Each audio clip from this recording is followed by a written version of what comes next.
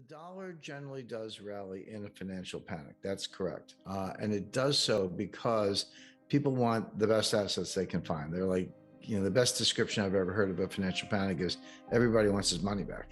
It doesn't matter what you're in, get me out, sell it, whatever. I want dollars. Well, when you get the dollars, you got to go buy something. So you can leave it in the bank, but banks are risky. I mean, the problem in 2008 is the banks were failing, and we quite happened in 2020, but it absolutely happened in 2008. So they buy treasury bills, they buy treasury notes. They're the safest assets. They may not want them for long, but you can buy a 2-year treasury note or a 6-month treasury bill. You're not in it that long, and your money's safe. There is a demand for dollars somewhere around the world to buy that really good collateral because it looks like a safe haven relative to everything else that's falling apart.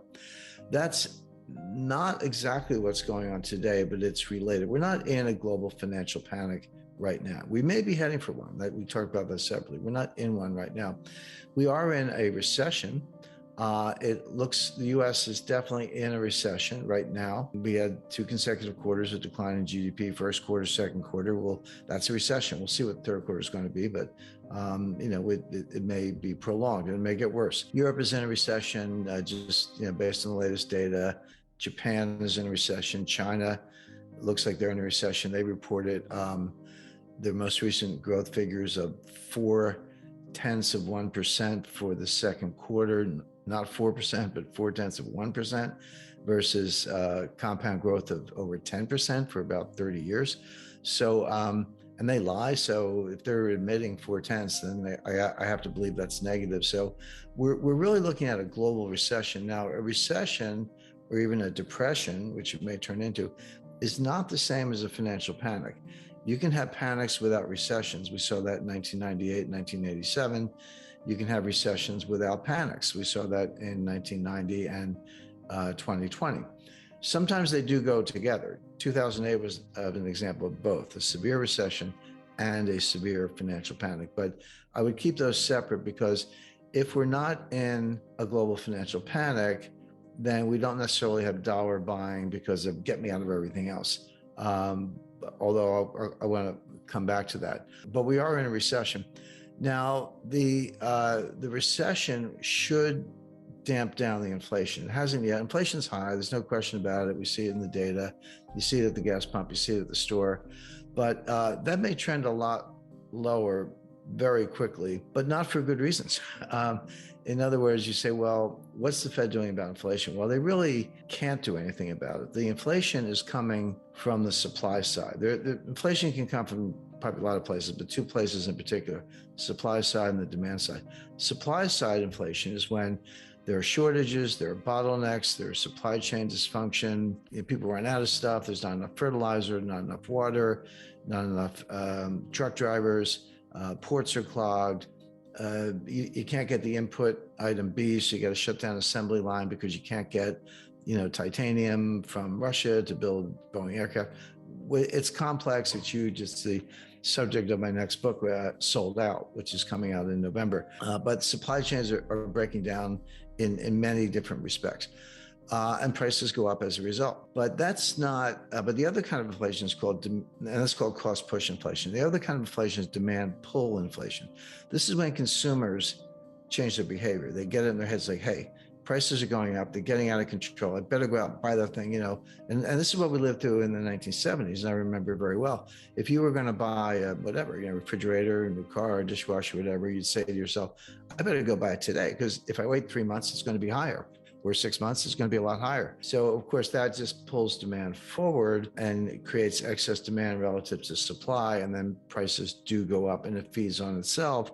Next thing you know, bosses are handing out raises because of inflation, people just spend more, et cetera. So the Fed can do something about demand pull inflation. They can destroy demand by raising interest rates, raising mortgage rates, credit card rates, and everything else. They can't do anything about supply inflation, the supply chain inflation, cost push inflation. They can't do anything about it. The Fed doesn't drill for oil. The Fed doesn't drive a truck. The Fed doesn't run a cargo line. The Fed doesn't mine, titanium in Russia. They can't do anything about any of those things. It's like, well, inflation means prices are going up. But if they're going up for that reason, 2 things are true. 1, the Fed can't do anything about it. 2, it will probably run its own course in the sense that, yeah, if prices go higher, there's going to be a lot less discretionary income. You still got to put gas in your car and you still got to put food on the table. If those two things have doubled in price, and they have, then you have that much less left over for everything else. You'll say, well, I'm going to skip the vacation, skip the concert, skip the restaurant, skip a lot of things, new furniture, whatever. I'm not going to buy any of those things because all my money is going to buy gas and food. So you still get the gas and food, but not more. You just pay more, and the value of your dollar goes down. Real wages go down, and you're not spending money on anything else. That'll put the economy in a recession real fast. That's happening. We're in a recession. I already said that, but it will get worse. Now, here comes the Fed, always a day late and a dollar short, or maybe too many dollars, but they always get it wrong, is my point.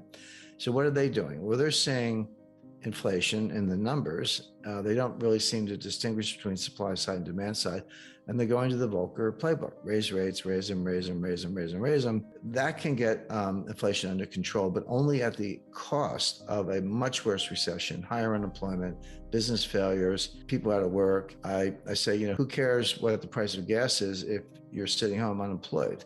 The Bretton Woods institutions are still around. The World Bank kind of does what it was always supposed to do. The World Trade Organization is bigger and more powerful, but it does what it was supposed to do. The one that's changed the most is the International Monetary Fund, because we don't need swing loans for deficit problems anymore. You just devalue your currency. But they do make loans, usually that are highly political, highly selective, and they do kind of work around the edges of global financial crises, but that really falls back on the Fed and the other central banks. So we're still in an age of Bretton Woods, but we're not in an age of gold. Bretton Woods pegged all currencies to the US dollar, and then the US dollar was pegged to gold at $35 an ounce. Now, by extension, or transitive law, if you want to use some sixth grade math, you were kind of pegged to gold because you were pegged to the dollar, and the dollar was pegged to gold. But technically, you were pegged to the dollar. That made the dollar the kind of global hegemonic currency, if you will, but also left the UK extremely vulnerable because they had issued a lot of sterling, pound sterling notes denominated in sterling to the Commonwealth countries, Australia, Canada, India at the time was still part of the British Empire, et cetera. They were technically redeemable into gold, but there's no way that the UK had that much gold. It wasn't even close. But by diminishing the role of sterling and elevating the role of the dollar, it made sterling more vulnerable to runs on the bank, basically, which then fed into the whole independence movement in the 1950s. It wasn't the sole cause, but when India, I believe, went independent in 1947, and then throughout the 50s, the African countries, Singapore, one by one, they left UK. So it actually worked by undermining the dominant role of sterling and highlighting sterling's vulnerability to a run on gold. It exacerbated economic tensions with everybody, including Canada, Australia, and a lot of the African members of the Commonwealth. And it did lead to the breakup with the British Empire. So it's kind of mission accomplished for Morgenthau. But coming out of it, you did have a world where the only currency pegged to gold was the dollar, and everybody else was pegged to the dollar. Now, why did they do it that way? The answer was that they felt that other currencies might run into difficulties, trade deficits, imbalance of payments, et cetera, and might have to devalue. Now, they didn't want anyone to devalue. That wasn't necessarily the plan, but realistically, they thought it might happen. Again, that was one of the problems of the 1920s, 1930s, is that devaluing against gold was a total crack up. It usually came hand in glove with a banking panic, as it did in the UK in 1931. So they felt that if you could modulate that process, the dollar was always pegged to gold. That was the anchor of the whole system. But if you ran into trade deficit problems, there was a swing lender. The swing lender was the International Monetary Fund. That was really the role of the International Monetary Fund at the beginning. Now, throughout the 80s, 90s, and into the 2000s, become this like global monetary policeman. They impose all kinds of deals. They make loans. They made multi-billion-dollar loans to Ukraine a couple of years ago. Ukraine did not meet any of the criteria for a borrower, but obviously it was political. So the IMF has become like the finance arm of the US State Department, and a highly, highly political organization wandered very far from its original intention. But the original intent was that if you were in a little distress, the IMF could make you a loan of gold or dollars, then that would buy time for you to fix whatever problem it was. Maybe you needed to lower your unit labor costs, maybe you needed to create more efficiency, reduce regulation, raise taxes, whatever the case might be. You would buy time, and then you could get back on an even keel and keep the exchange rate. But sometimes that didn't work. Either it was politically infeasible, like, hey, we're not going to raise taxes, or, we're going to lose an election, or we can't squash wages because we'll have strikes.